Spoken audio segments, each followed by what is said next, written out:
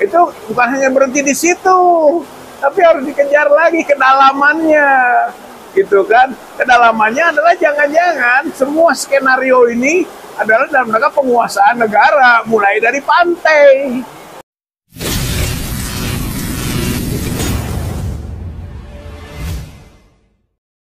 Masalah PSN PIK 2 makin kompleks, karena bukan saja dinilai melakukan perbuatan melawan hukum dalam membebaskan tanah masyarakat, sehingga digugat secara perdata ke Pengadilan Negeri Jakarta Pusat, akan tetapi instansi pemerintah pusat pun telah turun untuk menindaklanjuti pelanggaran yang terjadi. Pelanggaran yang dimaksud adalah pembuatan pagar yang telah mencapai panjang 30,16 km di perairan Kabupaten Tangerang, Banten yang membuat nelayan kesulitan melaut. Sayangnya, pejabat di instansi pemerintahan di tingkat lokal, seperti pemerintah Provinsi Banten, pemerintah Kabupaten Tangerang, kecamatan maupun kelurahan di Kabupaten Tangerang yang terdampak pagar laut itu, juga pejabat pemerintahan di tingkat pusat seperti Kementerian Kelautan dan Perikanan, bahkan TNI Angkatan Laut, mengaku tak tahu siapa yang membangun pagar itu.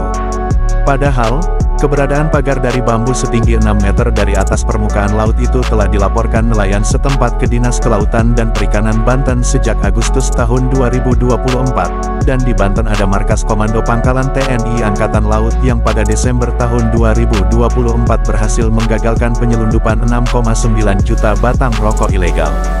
Lantas, mengapa pembangunan pagar laut itu seolah tidak terdeteksi dan tidak dapat diungkap siapa pembangunnya?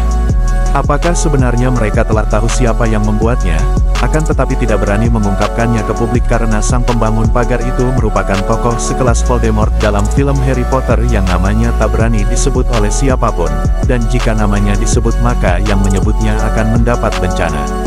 Dilalahnya, seiring dengan disegel dan dibongkarnya pagar laut itu, terungkap pula kalau pagar itu telah memiliki sertifikat hak guna bangunan atau HGB dan sertifikat hak milik atau SHM. Astaga, bagaimana mungkin laut yang menurut konstitusi dikuasai oleh negara, bisa dimiliki perusahaan swasta dan perseorangan? Siapa yang menjualnya? Apakah kini di Indonesia juga ada mafia laut setelah keberadaan mafia tanah yang tidak mampu diberantas pemerintah, bahkan oleh sekelas anak mantan Presiden SBY, yakni Agus Harimurti Yudhoyono yang di era pemerintahan Joko Widodo menjadi Menteri ATR BPN, dan dengan gagahnya menyatakan perang terhadap mafia tanah. Lucunya, di era pemerintahan Joko Widodo pula muncul mafia laut, sehingga laut dapat dikuasai secara ilegal.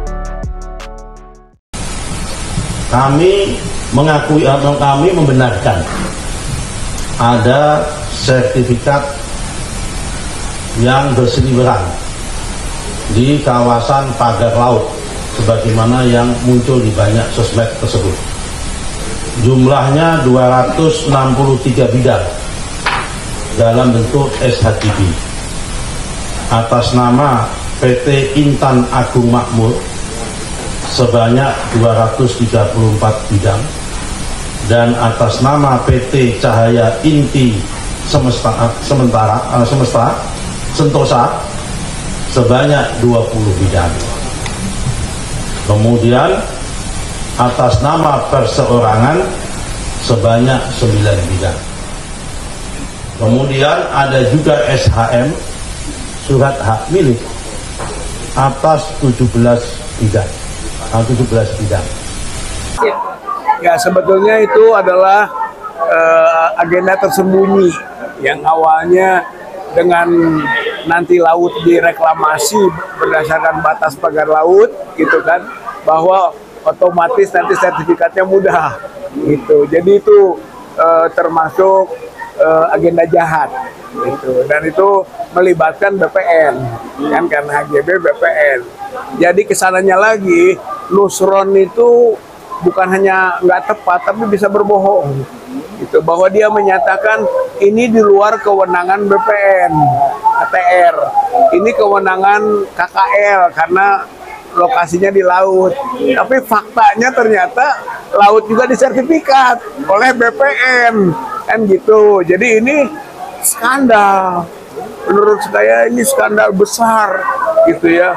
Dan itu kan bukan hanya di Tangerang, indikasi di Bekasi atau mungkin nanti daerah-daerah lain akan dilakukan hal yang sama, penguasaan laut untuk memperluas wilayah darat. Itu artinya merupakan penyelundupan hukum. Itu satu. Penyelundupan hukum juga gitu kan, kaitannya tentunya dengan PIK dan PSN gitu, kata Erlangga Menko bahwa PIK 2 bukan PSN, padahal sebenarnya sebagian kecil dari PIK 2 itu PSN gitu, tapi diselundupkan dengan status PSN, maka gitu kan pengusaha Aguan Antoni Salim bisa merajalela kemana-mana untuk menguasai tanah-tanah yang dikuasai oleh rakyat gitu. Status PSN ini yang dipakai untuk diperluas gitu. Tapi sekarang sudah ketahuan gitu kan, sudah ketahuan oleh masyarakat dan rakyat. Maka cepat-cepat beralibi. Nah, alibinya antara lain itu bukan PSN gitu. Saya kira itu alibi yang awalnya menjadi sesuatu perencanaan jangka panjang yang membahayakan rakyat masyarakat. Kemudian kita katakan juga kalau sudah begitu caranya, berarti dia ingin menguasai kewilayahan negara, yaitu kan bahkan bisa bermotivasi banyak, itu bisa menjadi tempat-tempat atau pangkalan-pangkalan masuknya anasir-anasir yang bisa menggoyahkan keamanan bangsa dan negara kita. Itu yang kita sebut dengan jangan-jangan ini adalah fenomena subversif. Itu harus kita pantau lebih dalam gitu. Apalagi kan sudah mulai ada keterlibatan aparat lah, katakanlah TNI, Angkatan Laut membongkar. Itu bukan hanya berhenti di situ, tapi harus dikejar lagi kedalamannya. Gitu kan, kedalamannya adalah jangan-jangan semua skenario ini adalah dalam rangka penguasaan negara, mulai dari pantai gitu, karena seperti dulu VOC juga berbahasa investasi, bahasa dagang, dan mulai dari pantai, tapi kemudian akhirnya masuk, dia menguasai juga pengambil kebijakan di dalam negara itu, lalu dia menguasai. Ya, kalau KTB itu kan terjadinya kan karena ada usulan dari bawah. Ya. Dari kurang sampai atau nanti ya. Perlu kan nih dibentuk tim investigasi mengetahui siapa yang terlibat.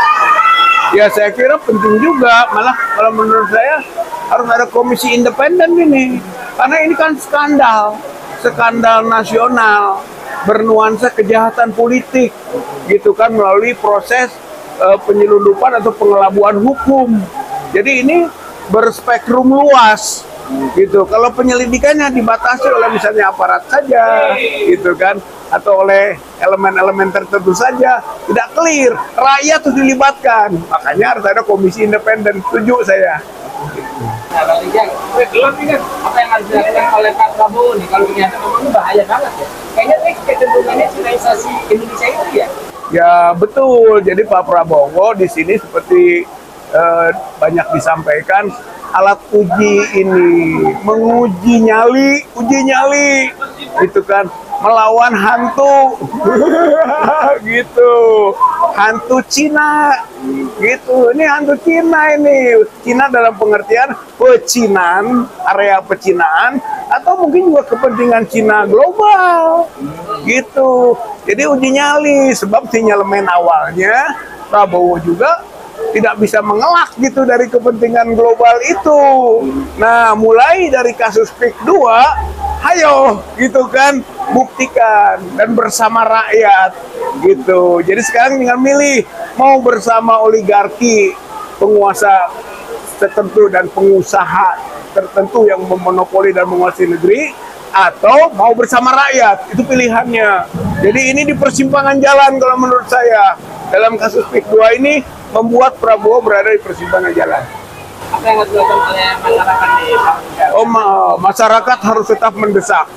Saya kira ini bagian dari aspirasi masyarakat, partisipasi masyarakat, kontribusi masyarakat dalam rangka ikut membersihkan bangsa dan negara ini dari anasir-anasir jahat. Gitu. Saya kira tetap aja ini harus terus digelindingkan, baik melalui jalur hukum maupun reaksi-reaksi lapangan, gitu kan, aksi-aksi. Saya kira hak-hak rakyat itu yang kita gunakan.